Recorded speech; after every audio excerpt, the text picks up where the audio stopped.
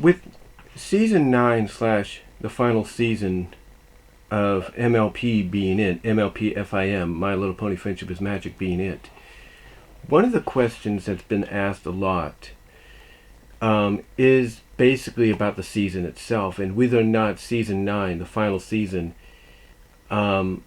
is pandering to the fans. In other words, is it a fan pandering season instead of being something that should be more focused on, and that is a constant continuity storytelling season?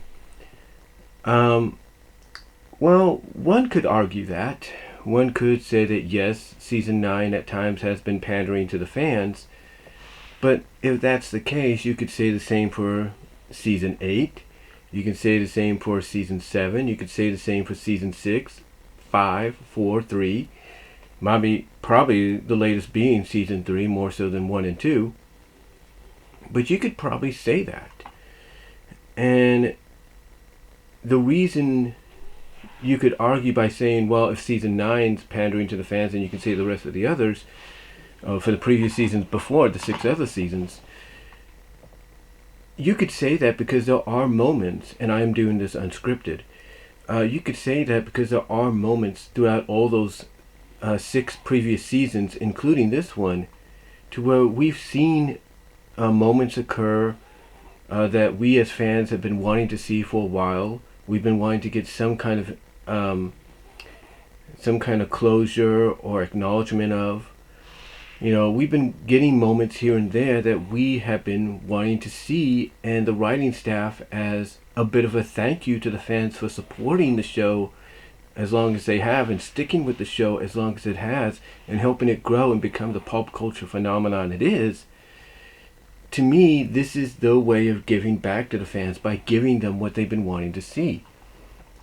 I mean, you go back to season 5, for example, and episode 100, Slice of Life, and that was a fan pandering episode no matter what. It focused on background characters like, Lyra and Bonbon slash Sweetie Drops, Octavia Melody, DJ Pone 3 slash Vinyl Scratch, Doctor Who's, Derpy slash Muffins. They even put some focus and characterization on Luna and Celestia outside of the throne room. So to say that season 9 is the fan pandering season, again, you would have to say the same for the seasons that came before it.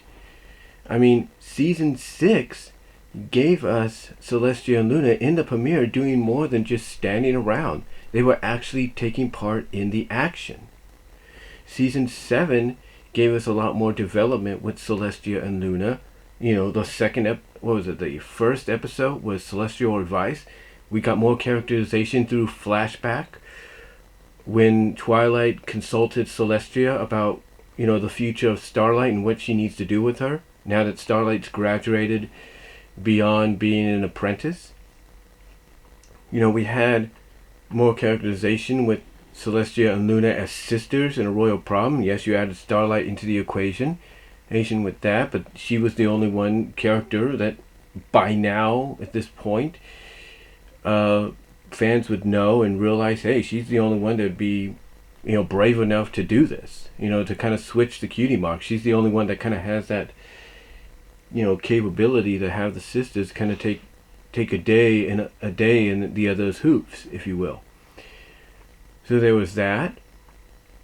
You take a look at season 8. We've been wanting fans have been wanting Spike to get his wings, wondering when is it going to happen, how is it going to happen, when. And you get it with Meltdown, which is kind of a Sparity episode in a sense, because you have stuff happening to Spike. At the same time, you have stuff happening to Rarity. Heck, you even had season 8 bring back in full scale almost, even through a reference and acknowledgement in Breakup Breakdown. You had Spike kind of through example read a poem he had made for Rarity when it came to Hearts and Hooves Day, which is their equivalent of Valentine's Day. And then, of course, you had Best Gift Ever. And even before that, you had the return of one of the more prolific,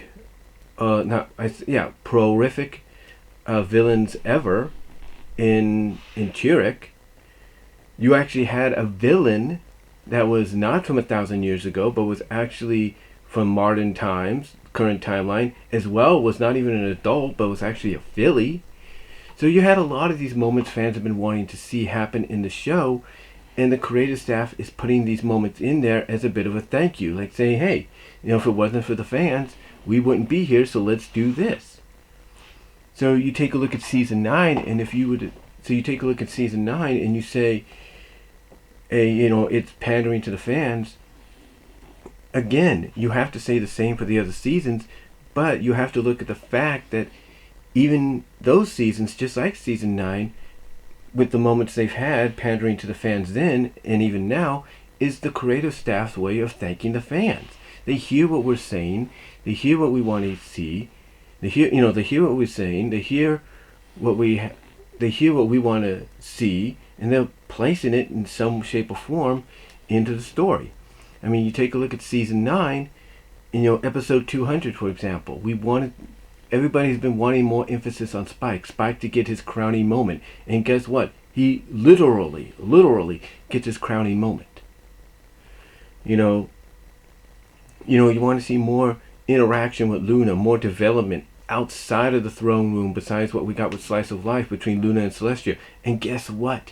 We got that in between Dark and Dawn, and we got a bit of glimpse at that in episode 200. So, a lot of things, a lot of moments occurred.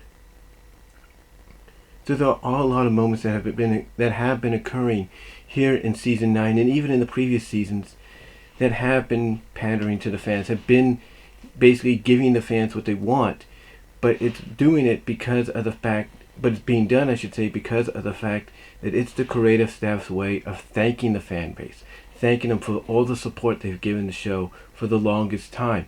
This is why, and I've talked about this a lot, why we're getting a lot of Spike and Rarity Sparity moments. This is why, like I said, we got Meltdown, which was essentially in a way a Sparity moment, or a Sparity episode in a way. We got those little Sparity, Spike Rarity moments, little small ones here and there in the finale, season 8 finale. We have Spike going out of his way to try to get Rarity the perfect gift for best gift ever, and what he gives her is his own version of the True Gift of Giving song, but it's done in a romantic, serenaded kind of way, which not only touches Rarity's heart, and she's touched by it, but she has sparks/stars in her eyes.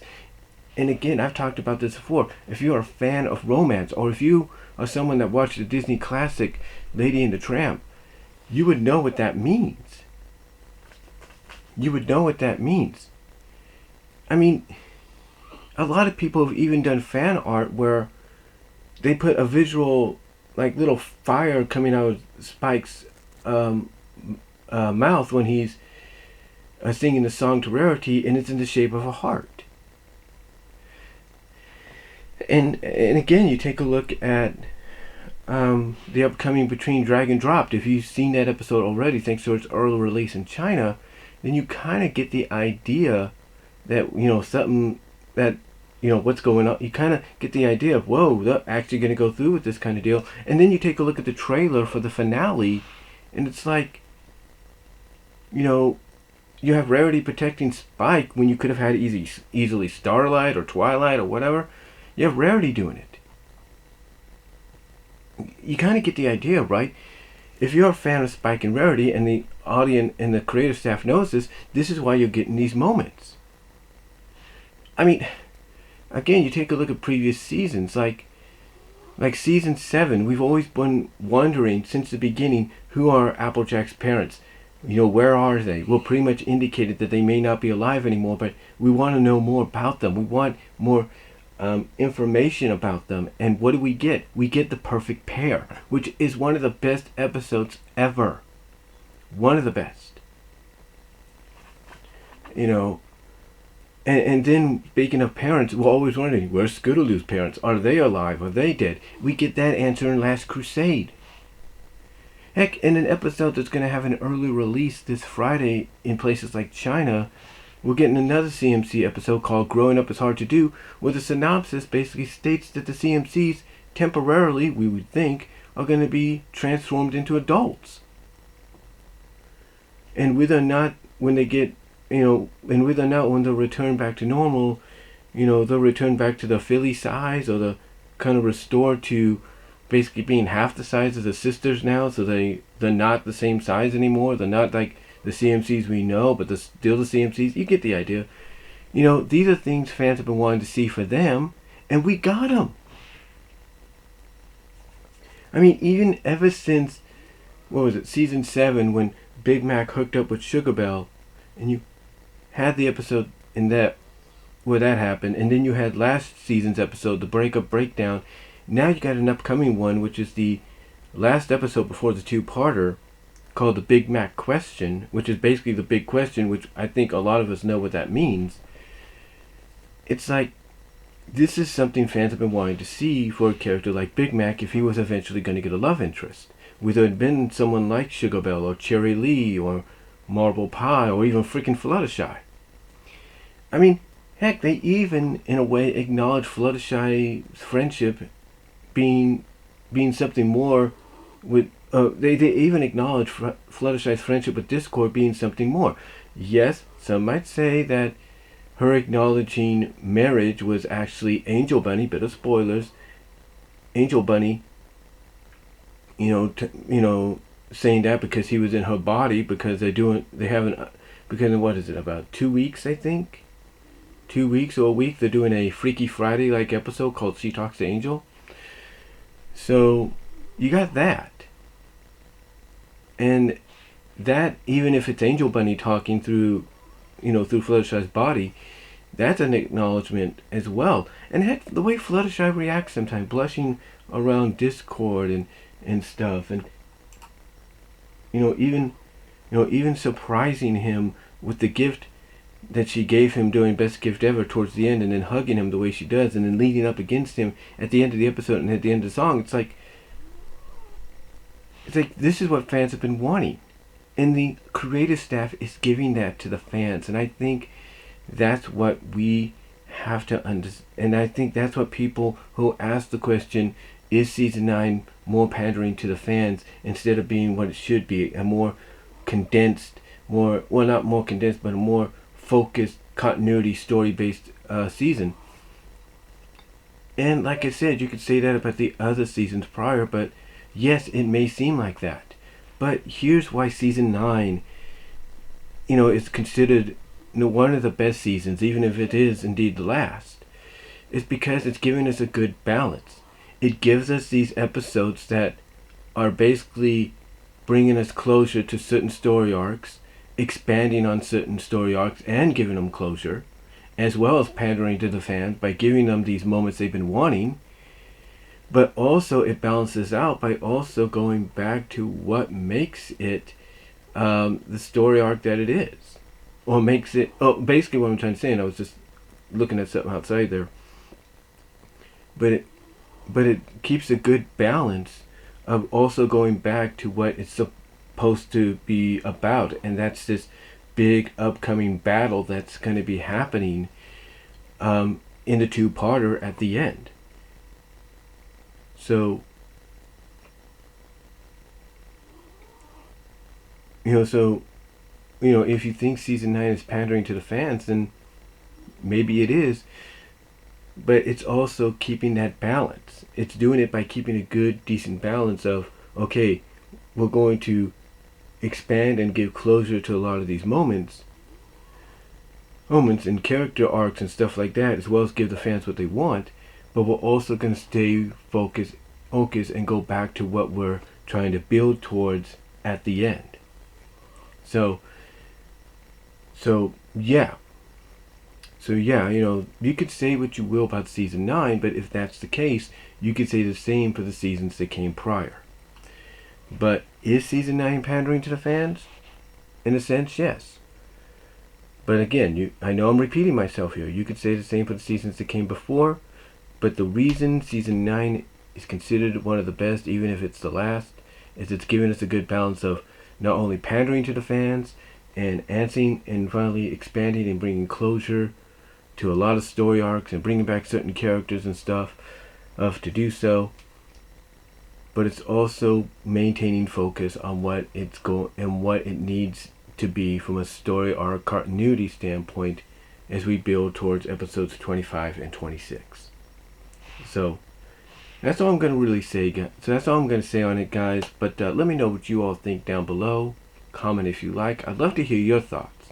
And yeah, this has been going on for about 16 minutes now, so I do apologize. But let me know what your guys' thoughts are. Comment down below. I'd like to hear what your thoughts on Season 9 being fan pandering. Do you think it is? Or do you think it being a good balance of both, if you know what I mean? So let me know down below. Comment if you like. And I will talk to you all later.